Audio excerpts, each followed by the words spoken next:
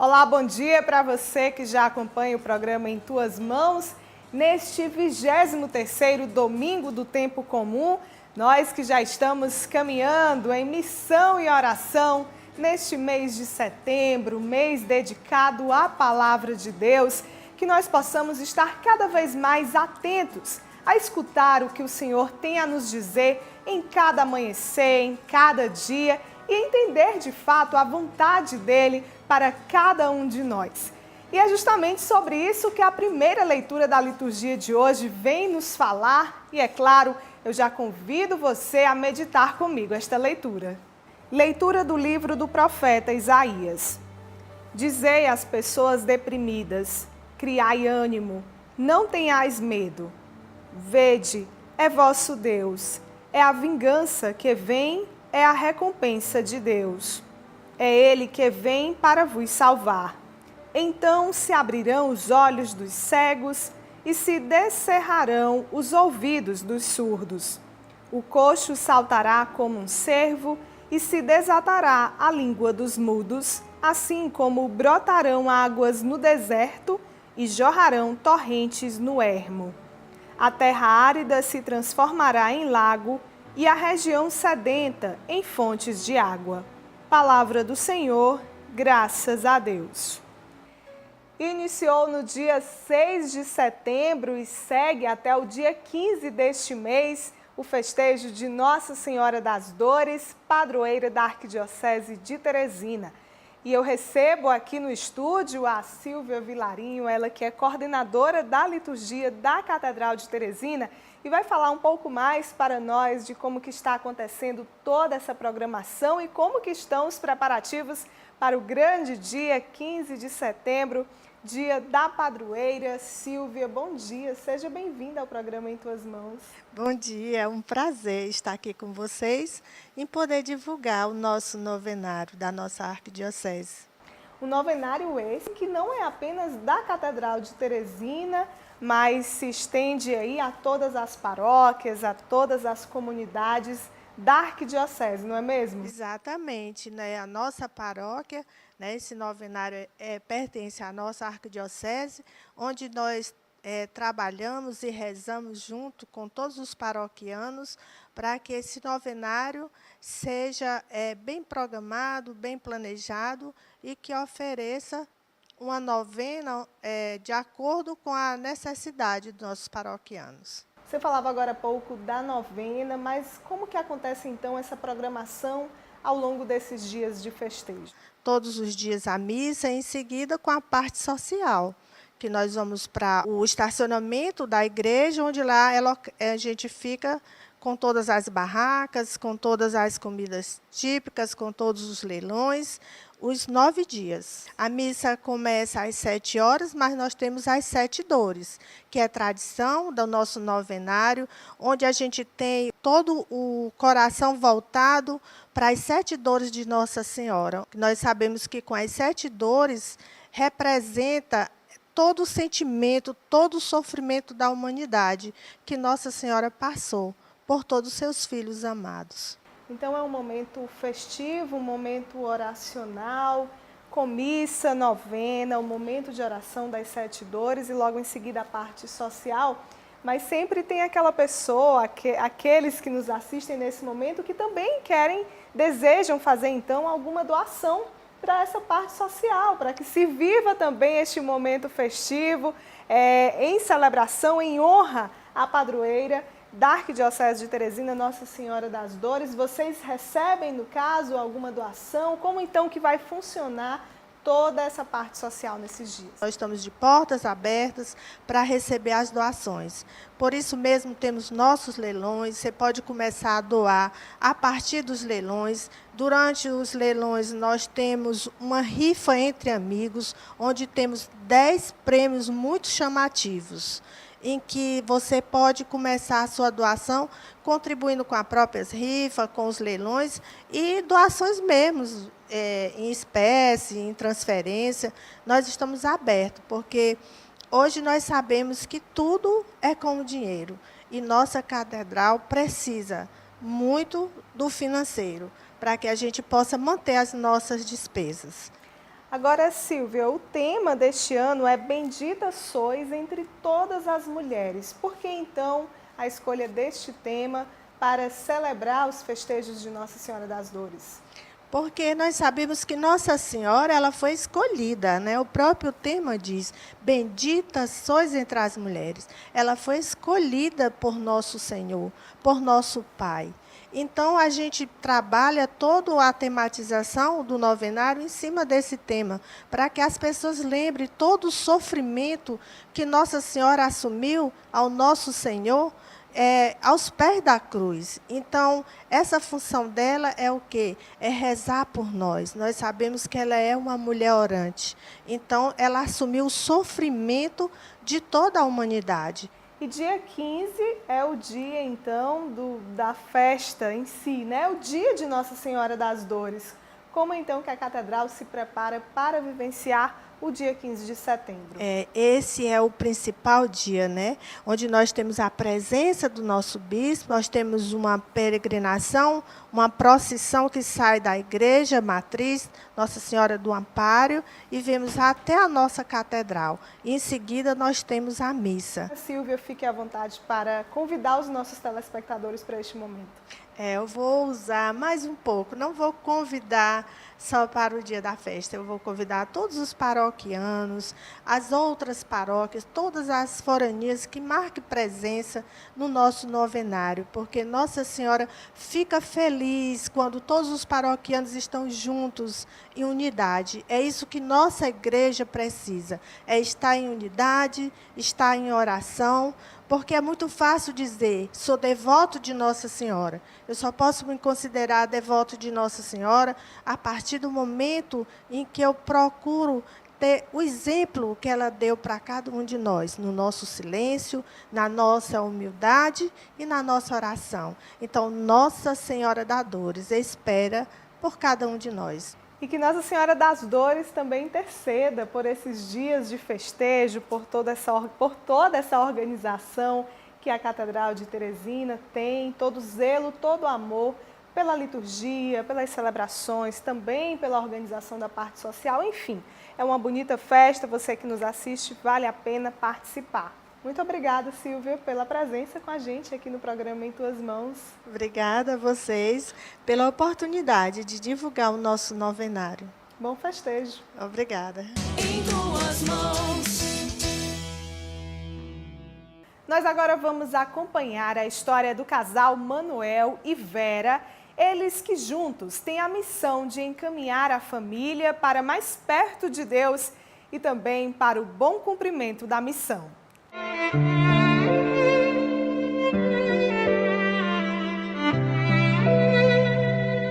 A religiosidade, a fé e o serviço ao reino de Deus são características marcantes da família do seu Manuel e da dona Vera. Atuantes na paróquia de Santa Teresinha do Menino Jesus, no bairro de Seu Dois, todos da casa dedicam tempo para atender o chamado de Deus. E assim a família segue firme na fé. Na paróquia, enfim, nós colaboramos onde há oportunidade e onde somos convocados. A mensagem que Jesus deixou para nós. Ide por todo o universo, meu reino anunciai, né?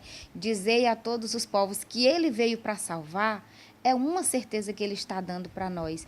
E é preciso que essa mensagem seja levada a todos os cristãos.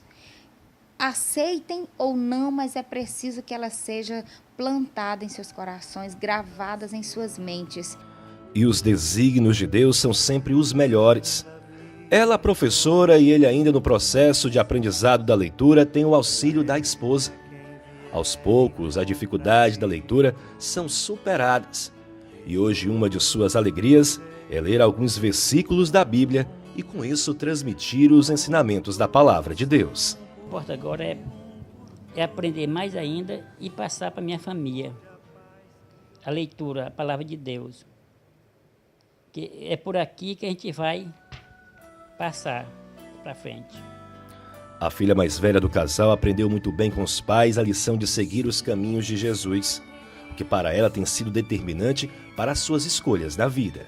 É muito bom quando a família toda unida vai para a igreja, reza e participa de alguma pastoral e está incluída, né, na sociedade através da igreja. E eu mudei muito depois que eu entrei para o EJC. É muito bom, é uma forma dos jovens se socializarem dentro da igreja, estar mais unidos a Deus. As gêmeas Maria Clara e Ana Laura, apesar da timidez, com poucas palavras, expressam o que aprenderam com os pais. A rezar, para ir à missa, a servir a Deus e a honrar pai e mãe. E em casa a família sempre encontra tempo para rezar. E para isso construir uma capela, que para eles é o local favorito da casa. É um sonho desde criança, quando eu entrei em uma casa no interior, que lá eu vi uma capela e eu desejei ter uma no meu lar. E assim que eu consegui o lar, eu ansiei por esta capela e fiquei pensando, não deveria ser só uma capela aleatória, só para agregar santos, mas tinha que ser um local para oração, onde eu posso colocar as minhas alegrias, as minhas angústias, né, os meus momentos de tristeza e de felicidades também. E assim a família da Dona Vera e do seu Manuel mostra o quanto Deus faz maravilhas em nossas vidas. Eles são exemplos de que uma base familiar se constrói com amor e adoração ao Senhor. Minha família é minha base. E a infância e adolescência missionária aqui da Arquidiocese de Teresina esteve reunida com seus assessores para um momento de aprofundamento e até mesmo para viver a espiritualidade do carisma missionário. Aconteceu no Centro Pastoral Paulo VI o encontro de formação de assessores da infância e adolescência missionária EFAIAN. No evento, agentes da IAN de diversas paróquias pertencentes à Arquidiocese de Teresina apresentaram seus trabalhos e trocaram experiências entre si. Além disso, durante a oportunidade, novos assessores foram apresentados. Alguns assessores, eles já são catequistas, eles já têm caminhada em pastoral nas igrejas e eles viram nessa nova obra uma oportunidade de um reaquecimento do trabalho missionário nas paróquias deles. E assim, para nós é uma alegria poder estar ajudando, né? Porque o carisma da IAN é criança evangeliza criança, adolescente evangeliza adolescente e nós como assessores estamos ajudando os nossos amigos assessores. Então, para nós é muito bom. Mariana Gabriela faz parte da paróquia de São Francisco de Assis, no bairro de Seu 2. Há 2 anos ela recebeu um forte chamado de Deus para ser assessora da IAN. Com o encontro de formadores, ela pretende levar conhecimentos que vão auxiliar no seu trabalho missionário. A facilidade, né, que eu vou trabalhar com as crianças depois desse encontro, porque eu sei, só que algumas vezes a gente dá aquela freada, né? Então, eu acho que vai facilitar bastante. E sobre a história da IAN, eu acho que aqui eu vou aprender mais um pouco do que eu tenho dificuldade em saber. O encontro de formadores da IAN contou com a participação do coordenador do COMID, o Conselho Missionário Diocesano, o Padre Júlio Ferreira, que exalta os trabalhos realizados pela infância e adolescência missionária da Arquidiocese de Teresina. Porque a gente sabe que a base, né? A base de tudo é a criança. Então, quando a criança ela já começa a ser evangelizada, né?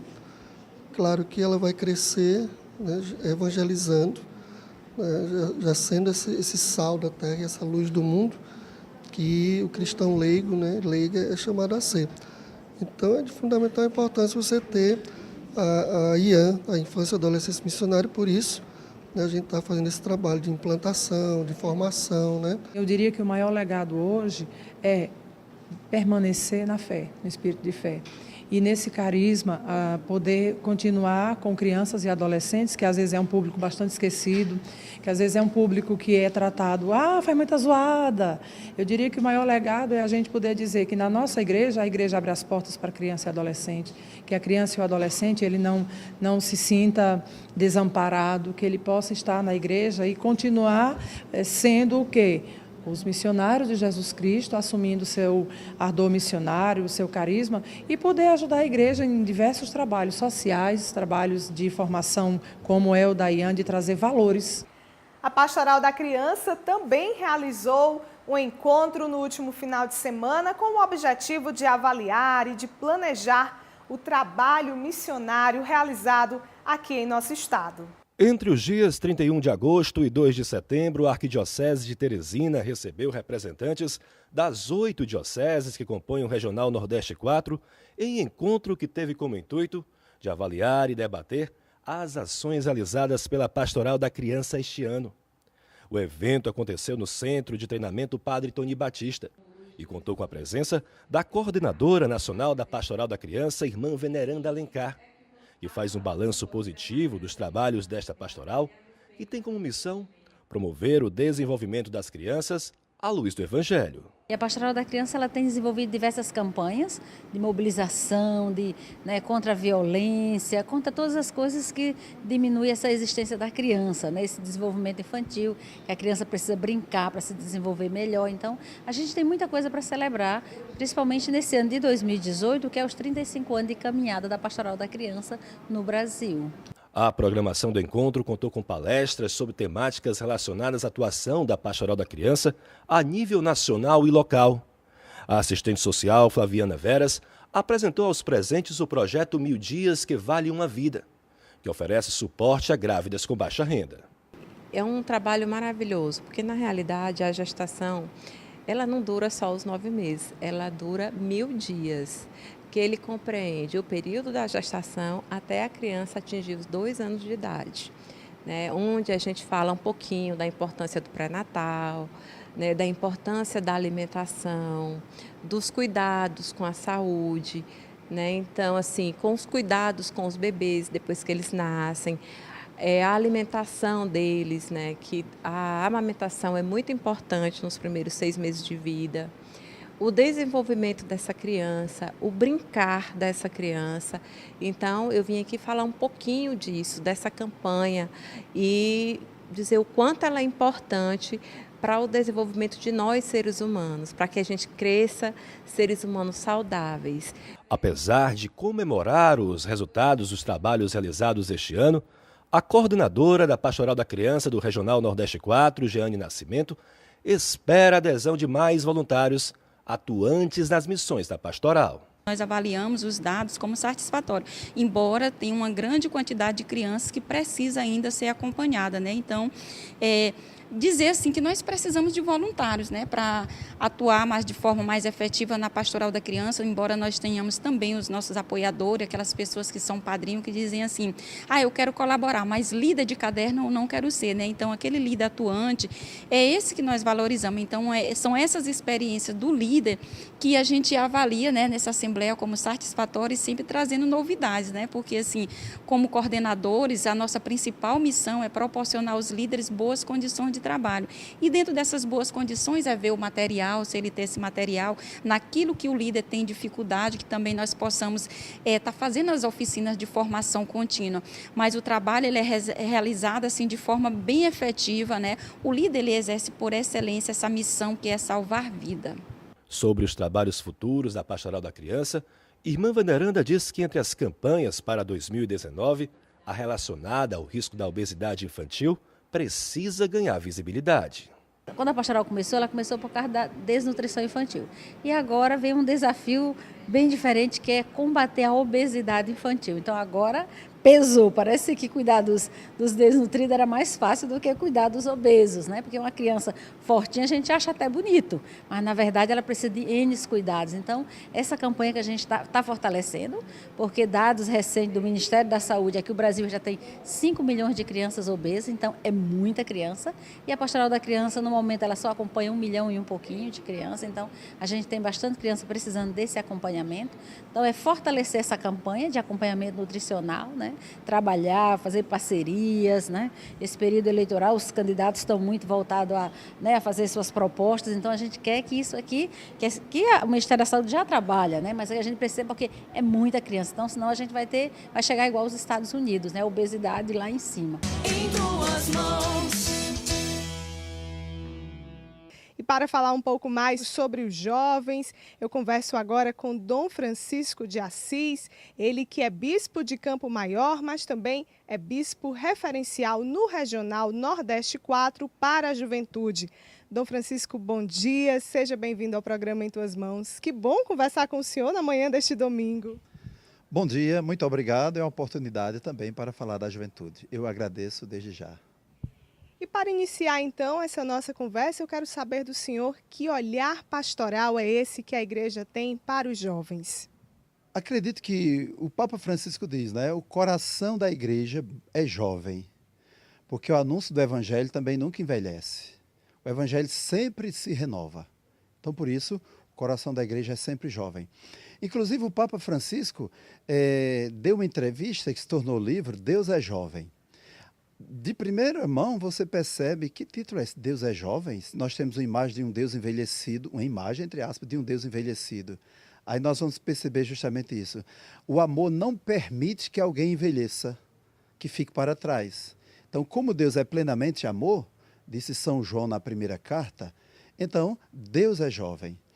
E Deus também é jovem porque Deus tem sempre um sonho que é o bem das pessoas, e que as pessoas conquistem a salvação. É o sonho de Deus e o que anuncia a igreja a partir da fé em Jesus Cristo. Mas o sonho de Deus também é que a sociedade seja cada vez mais fraterna. Esse é o sonho de Deus. E Dom Helder de Câmara, arcebispo do Recife, na década de 80, ele ensinou o seguinte: quem tem um sonho nunca envelhece, porque sempre tem razão para viver. Então, essa motivação que a Igreja Católica está dizendo ao jovem, para que o jovem se levante, para que o jovem assuma seu protagonismo na igreja e na sociedade. E no ano do laicato, é bom dizer, o jovem é um cristão leigo. Então, tem uma missão a desempenhar. O senhor acredita que a juventude ela está mais atenta a esse chamado, escuta de forma mais sensível esse chamado da igreja, esse chamado de Deus? Depende da igreja. Eu acredito, e está em Amoris Laetitia. O Papa Francisco disse em Amoris Laetitia que nós temos que conquistar, né? Atrair, cuidar e fazer com que a pessoa permaneça. Eu acredito que a grande missão, por isso mesmo, o grande desafio da igreja é conquistar. Agora, eu escutei uma palestra esses dias de um filósofo que dizia o seguinte: quem quer conquistar tem que amar. Então é um olhar amoroso que conquista. Esse olhar amoroso a gente encontra no Papa Francisco, quando fala do jovem. E esse olhar amoroso a gente também encontra na igreja. A igreja ama os jovens, tem um carinho especial pelos jovens. Então, eu não posso dizer aquele jovem não tem jeito, aquele jovem é uma realidade perdida. Não é. É só se aproximar com cuidado, atrair e conquistar pelo amor. Todo jovem tem uma vida pela frente, né? Tem uma história a escrever. Então a igreja quer ajudar o jovem a escrever a sua história. Não há caso perdido para quem crê no Evangelho, sem dúvida nenhuma. E um dos mais novos projetos para a igreja no Brasil, quando o assunto é juventude, é o projeto ID. Eu quero então que o senhor explique um pouco mais de como que nasceu esse projeto, de como que esse projeto vai atuar na igreja aqui no Brasil. Eu já estive participando de diversas reuniões antes de ser ordenado bispo e vim para o Piauí, quando estava em Pernambuco, né, na paróquia Nossa Senhora do Perpétuo Socorro de Garanhuns. Antes de chegar aqui, participei de diversas reuniões como padre. O Papa Francisco é uma das figuras, entendam os jovens, uma das figuras mais citadas em reuniões, em assembleias. Eu estive participando agora da primeira assembleia da CNBB, a minha primeira assembleia da CNBB, em abril último. E o Papa Francisco é citação obrigatória em quase todas as falas que a gente escuta. E quando a gente pega um documento da igreja, como o documento Cristãos Leigos e Leigas, do ano do laicato, Iniciação à Vida Cristã, nós vamos encontrar ali muitas citações que vêm do magistério do Papa Francisco. Então, o grande incentivador do projeto ID é o Papa Francisco. O Papa Francisco, ele, vamos dizer assim, ele tornou-se Papa, não é? Foi eleito Papa em 2013, e na agenda do Papa já estava a Jornada Mundial, que aconteceu no Rio de Janeiro. Então, o primeiro compromisso do Papa Francisco em uma viagem apostólica, e para a felicidade nossa, foi no Brasil. E ali nós pudemos descobrir, ou começar a descobrir, quem é o Papa Francisco. É aquilo que ele fala. É o homem da proximidade, é de um coração terno, de uma mensagem clara, de uma linguagem simples. E o Papa Francisco se relacionou e se comunicou com os jovens da Jornada Mundial no Rio de Janeiro de forma extraordinária. Ele tem jeito, tem empatia, tem comunicação fácil. E o Papa disse, quando encerrava a Jornada Mundial da Juventude, indo ao Evangelho de Marcos 16, versículo 15, ide pelo mundo e pregai o Evangelho a toda criatura. E os bispos, inteligentes e também atenados, orantes, pegaram a palavra ide. Então, daí nasceu o projeto IDE, que começou a ser pensado em 2017. Aconteceu uma reunião de 3 a... Digo melhor, aconteceu uma reunião de 4 a 7 de setembro, ano passado, e lá, Dom Wilson Basso, que é arcebispo de Imperatriz, e também o bispo referencial para a pastoral da juventude da CNBB, ele convocou todas as expressões juvenis do Brasil e a Comissão Episcopal para a Juventude e começou a traçar o projeto IDE. Então, nasceu ano passado. Qual a intenção do projeto IDE? É formar o jovem e enviar o jovem em missão. A partir do magistério do Papa Francisco, dos documentos da Igreja, doutrina social, e também da necessidade que o mundo tem de jovens protagonistas. O Papa Francisco, em uma de suas cartas, ele diz o seguinte, olha, cuidado com o jovem que se joga no sofá e fica esperando que os outros façam o futuro dele. O jovem tem que se levantar, calçar seu sapato, erguer a cabeça, porque cada jovem é protagonista. E é de verdade, a própria faixa etária diz, quem tem 17, 18, 19 anos, por exemplo, tem um grande futuro pela frente. Agora, esse futuro do jovem hoje está ameaçado. Ameaçado pela falta de perspectivas, ameaçado pelo desemprego, ameaçado pelo jovem que termina o curso universitário, se gradua e não tem mercado de trabalho, ameaçado pelos problemas, vou dizer, afetivos, os problemas familiares, e o jovem adoece. Por isso que nós encontramos o que não era possível encontrar em décadas passadas, era o jovem com depressão. Hoje eu me deparo com jovens depressivos. Por quê? Bom, é falta de horizontes. Então a igreja tem que trazer o jovem para perto dela e mobilizar o jovem para que ele assuma seu protagonismo, dizendo, você é capaz, você tem condições, Deus colocou dons especiais no seu coração, você é um missionário. IDE, essa é a proposta do projeto. E de que forma, então, que o Regional Nordeste 4 vai trabalhar o projeto IDE? O projeto IDE ele tem as esferas para que sejam trabalhadas. Só que a Comissão Episcopal para a Juventude diz o seguinte, cada diocese, claro, é autônoma. E cada diocese está, vamos assim dizer, numa realidade concreta. O que serve para Campo Maior, talvez não sirva para Oeiras. As realidades são diferentes. O que serve para uma diocese do sul do país, talvez para nós seja estranho aqui no norte do Brasil, nordeste do Brasil, né? Na diocese de Campo Maior, por exemplo. Então, o projeto não é fechado. Ele dá pistas de ação, ele dá motivação, ele indica as fontes de estudo e de trabalho, mas diz o seguinte, que cada diocese, a partir do projeto, seja criativa, que comunique, porque o projeto ele é uma sugestão, que faça-se. Agora, sem se descuidar da realidade. Aqui no Nordeste 4, na Igreja do Piauí, nós já tivemos uma reunião no início do ano. Eu estou chegando no Piauí, os padres coordenadores já estão aqui nas dioceses. Então, era preciso que eu ouvisse um pouco a realidade, né? Qual é a realidade da juventude?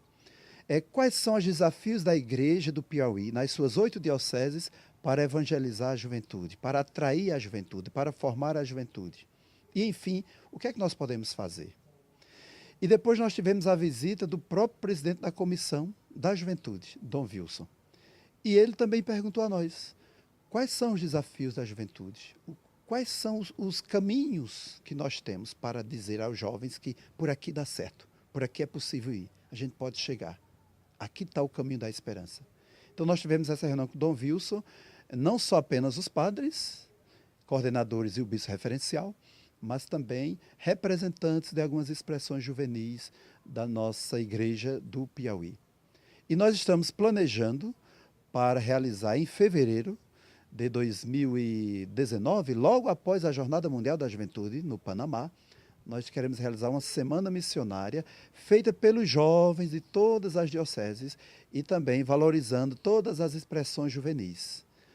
A juventude, meu Deus do céu, é muito eclética, é um grande leque. Dentro da própria Igreja Católica, a juventude não tem uma face só, ela tem diversas faces, na sociedade mais ainda. A juventude tem diversas faces. Veja só que desafio imenso, né? Conseguir dialogar com a diferença. Agora, na sociedade de hoje, quem não dialogar com a diferença é que sai perdendo, sem dúvida nenhuma. E já estamos na expectativa do Sínodo dos Bispos, que acontece agora no mês de outubro. De que forma, então, que esse tema voltado para a juventude vai ser trabalhado, vai ser refletido pelos bispos e o que se espera desse sínodo? Acredito, sem dúvida nenhuma, que o Sínodo dos Bispos para a Juventude nasce das Jornadas Mundiais do Rio de Janeiro, da Cracóvia, né, na Polônia, nome difícil de falar. Depois, aqui acontecerá agora em janeiro, do Panamá. Então, o sínodo nasce daí. É daquilo que o Papa Francisco, ele vê. Ele foi cardeal, arcebispo cardeal em Buenos Aires. E quando o Papa foi nomeado, só um parêntese, ele disse assim, eles escolheram um Papa que veio do fim do mundo. Perfeitamente, a expressão é lindíssima. O fim do mundo são as periferias do terceiro mundo, como nós vivemos aqui. Então, o Papa, ele é um homem que veio dessa igreja da periferia. Então, ele conhece a realidade da juventude. Mas também ele escutou os apelos da juventude nas jornadas mundiais. E também os resultados das assembleias pré-sinodais que aconteceram nos diversos países, nas diversas conferências episcopais. Aí daí nasce o Sínodo da Juventude, que vai acontecer agora no mês de outubro, de 3 a 28 de outubro. É grande expectativa, até porque o tema é muito interessante, a juventude, a fé e o discernimento vocacional. A juventude é interessante, não se trata de uma pessoa, mas a juventude é um lugar teológico, quer dizer, é um lugar onde diversas realidades acontecem. E essas realidades podem ser transformadas à luz do Evangelho. Por isso pode-se falar que a juventude é um lugar teológico. A fé, porque nenhuma resposta a esses desafios que o mundo tem pode ser dada apenas pela mente, pela razão. Melhor que seja, essa é a fonte primeira para responder às necessidades tantas que a sociedade tem, que a juventude tem, que apresenta, é a fé. Mas a fé não é abstrata. A fé é conhecer Jesus, seguir Jesus e anunciar Jesus. A fé não é dizer eu creio, não. É eu conheci Jesus, eu persevero com Jesus, eu anuncio Jesus. Isto é fé. Então isso nós temos que dizer, estamos dizendo à juventude. E o discernimento vocacional. Afinal de contas, todo jovem é protagonista. Falei agora há pouco da sua história. Mas não só da sua história individual. Quem se individualizar no mundo de hoje, bom, nem sei se vai ser feliz. Porque a nossa felicidade, por incrível que pareça, a nossa felicidade ela se dá no confronto com o outro, com o diferente. Então, discernimento vocacional. Eu tenho que saber quais são meus valores cristãos, quais são meus valores familiares, quais são meus valores profissionais. E dentro de um mundo embaraçado por ideologias e muitas contra a vida, são caminhos de morte, como é que eu me posiciono diante dessa sociedade? Eu costumo dizer, como é que eu posso fazer a diferença? Isso é o discernimento vocacional que vai dizer. Como é que eu posso fazer a diferença? Como é que o jovem pode fazer a diferença? Então vamos voltar, conhecendo Jesus, vivendo a sua fé na igreja, e aí, com os outros jovens, partilhando os seus sonhos e criando perspectivas para um mundo melhor. Então, as nossas perspectivas são imensas. Porque quando o Sínodo dos Bispos fornecer o material para a igreja do mundo trabalhar, nós vamos ter um outro evento importantíssimo, que é a Jornada Mundial da Juventude do Panamá. Quem dera que muitos jovens do Piauí pudessem ir para a Jornada Mundial no Panamá. Primeiro, para ter um encontro com o Papa confirma a fé, é Pedro entre nós, né? E também um encontro com as culturas. Puxa vida, as culturas, elas formam a pessoa, elas formam a consciência, elas abrem os horizontes. Até porque a gente vive tempos tão difíceis no Brasil, onde se a pessoa se isolar, se o jovem se isolar, ele vai dizer, puxa vida, o que é que eu posso fazer? Mas em contato com outras realidades, ele vai dizer, puxa vida, tem gente que sofre mais do que eu, por que é que eu estou parado? Ou então, tem gente que sonha mais do que eu, então ele pode me ajudar a ser otimista. Tanta coisa bonita, com certeza a gente vai aprender do Sínodo e também da JMJ 2019. E falando em Jornada Mundial da Juventude, eu quero então aproveitar esse momento e pedir que o senhor convide os jovens que nos assistem nesse momento para participarem dessa jornada lá no Panamá. Dá tempo ainda, mobilizar os jovens para que cada diocese pudesse ter uma representação no Panamá. Tem custos, sim, claro, tem custos, mas fazendo isso de forma comunitária é possível conseguir esses recursos, não é? Gincanas e sorteios, enfim. O importante é que vencendo as dificuldades, vencendo as barreiras, não pensando na distância de avião, não é tão longe assim, que muitos jovens do Piauí, do nosso regional, possam ir para esse encontro com o Papa Francisco no Panamá e trazer para o Brasil, para o nosso regional, tantas motivações para que a gente possa de fato, agora eu vou apresentar, implementar o projeto ID, tão bem elaborado, para a Igreja do Brasil, ano 2018, 19 e 20, implementar esse projeto aqui no Regional Nordeste 4, nas nossas 8 dioceses do Piauí. Essa é a minha motivação. Vamos juntos, eu também irei. Então, Dom Francisco, muito obrigada pelos seus esclarecimentos. Que bom conversar com o senhor neste dia e apresentar para todos aqueles que nos assistem nesse momento todos esses projetos de evangelização que envolvem a juventude e como isso é importante para a igreja, para o mundo em geral.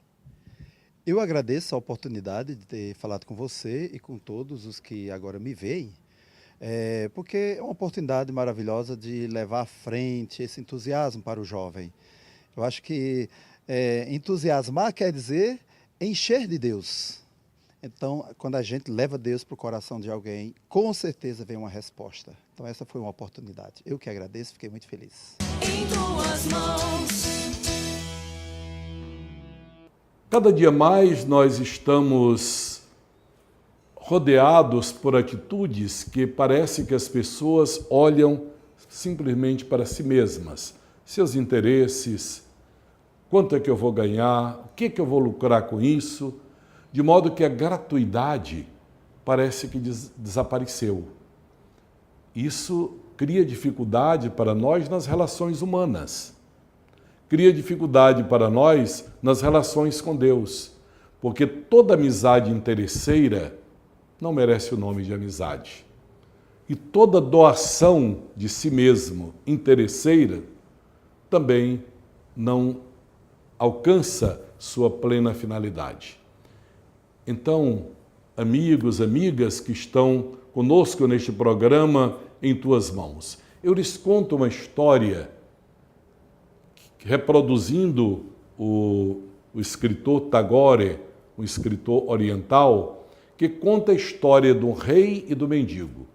Diz que esse mendigo todo dia botava seu saquinho nas costas e saía pedindo nas ruas. Lhe davam arroz, lhe davam feijão, milho e outros víveres para que ele pudesse sobreviver. E à noite ele chegava, ia separar as coisas na sua mesinha e no outro dia, esvaziado o saco, tornava a começar a sua trajetória pela cidade. Acontece que um dia, passando pela rua, ele ouviu dizer que o rei ia visitar aquela cidade.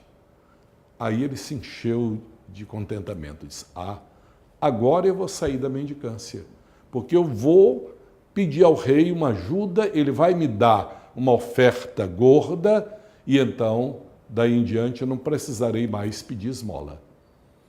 E daí em diante, só pensava nisso.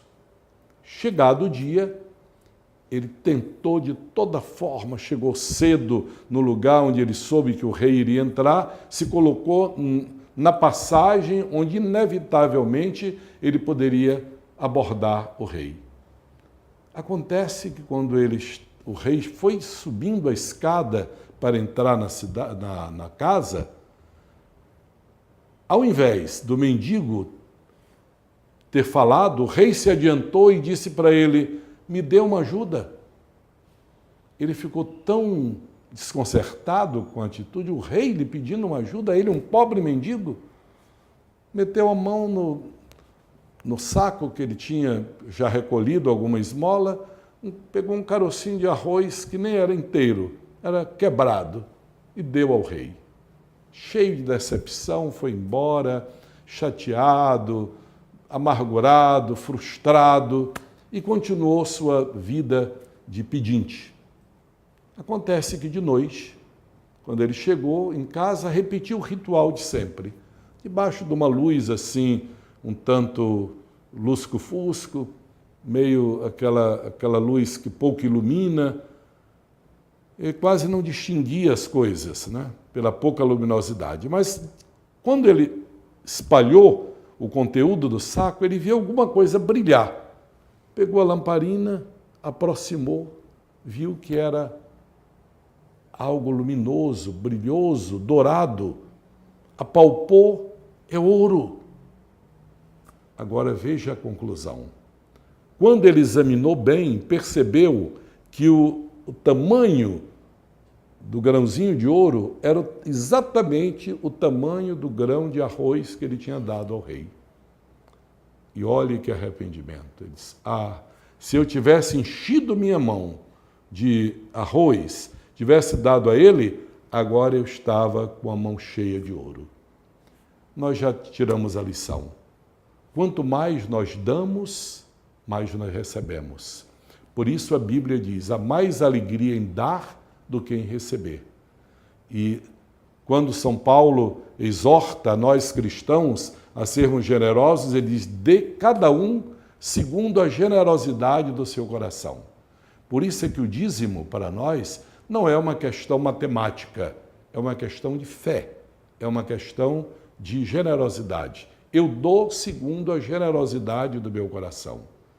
Damos a Deus, damos aos irmãos, segundo a generosidade do nosso coração. E não se trata só de dar coisas, dar-se a si mesmo.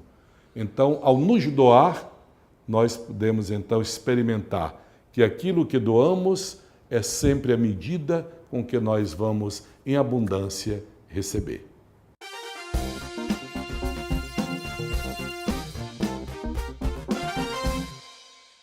No dia 20 de setembro, às 21h30, a CNBB promove o debate de Aparecida entre os candidatos à presidência da República. O presidente da CNBB, cardeal Sérgio da Rocha, e o vice-presidente Dom Murilo Krieger falaram sobre a oportunidade de escutar as propostas para o Brasil. Você pode conferir as entrevistas completas lá no nosso portal na internet. Então é muito importante, nesse período eleitoral, conhecer bem os candidatos, as suas propostas, e por isso mesmo nós queremos oferecer uma oportunidade para conhecer as propostas, as ideias, as posturas dos candidatos à presidência através do debate. A CNBB já teve a oportunidade de realizar debate no passado e agora vamos ter novamente, no dia 20 de setembro, esse novo debate que nós esperamos que venha contribuir para conhecer, para refletir e para discernir. Nós, na elaboração do debate, seguimos as normas, as regras da Justiça Eleitoral, mas sem dúvida que questões que interessam especialmente aos cristãos católicos, a nós católicos, vão estar ali presentes. Inclusive, os bispos, ao menos alguns bispos, terão oportunidade de dirigir perguntas aos candidatos. Em tudo isso, nós queremos ajudar a reflexão, o discernimento, sem substituir jamais aquilo que é o papel do eleitor, na verdade. Nós queremos aqui respeitar os candidatos, mas, sobretudo, respeitar o eleitor. Não queremos que, de maneira alguma, na nossa ação pastoral, substituir aquele que é o papel fundamental do eleitor, um voto consciente, responsável, sabendo das consequências tão grandes que tem para o Brasil o voto de cada um. Portanto, é importante cada um se interessar mais pela política, sobretudo nesse período eleitoral, mas que depois possa também continuar a participar da vida política do país, acompanhando os candidatos, acompanhando aqueles que forem eleitos nesta eleição.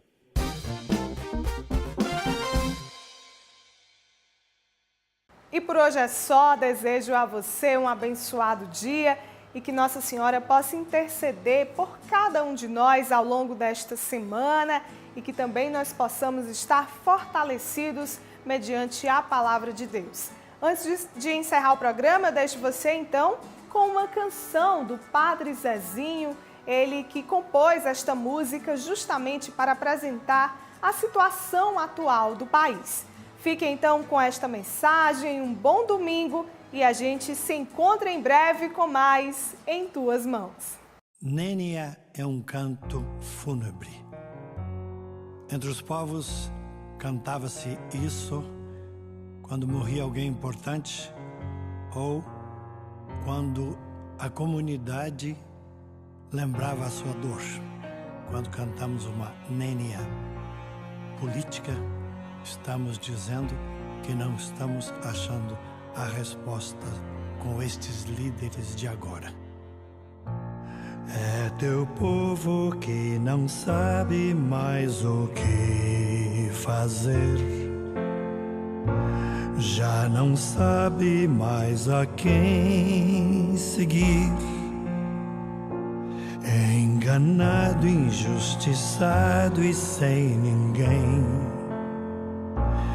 confiou e foi traído pelos grandes. Tem piedade de nós, Senhor. Tem piedade do teu povo.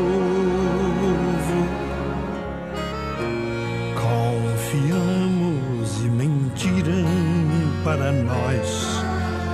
Manda-nos profetas, manda gente honesta, manda novos líderes, Senhor. Estes de agora não nos amam, estes de agora não nos amam.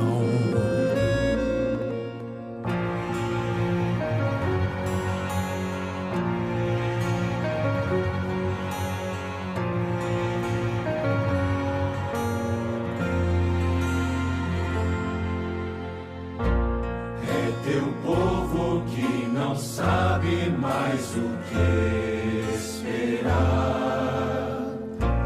já não sabe mais em quem votar, trapaceado e explorado e sem ninguém, confiou e foi traído lá nas urnas. Tem piedade de nós, Senhor.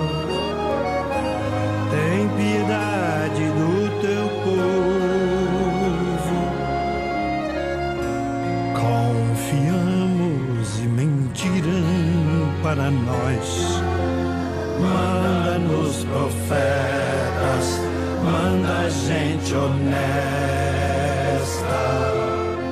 manda novos líderes, Senhor. Estes de agora não nos amam, estes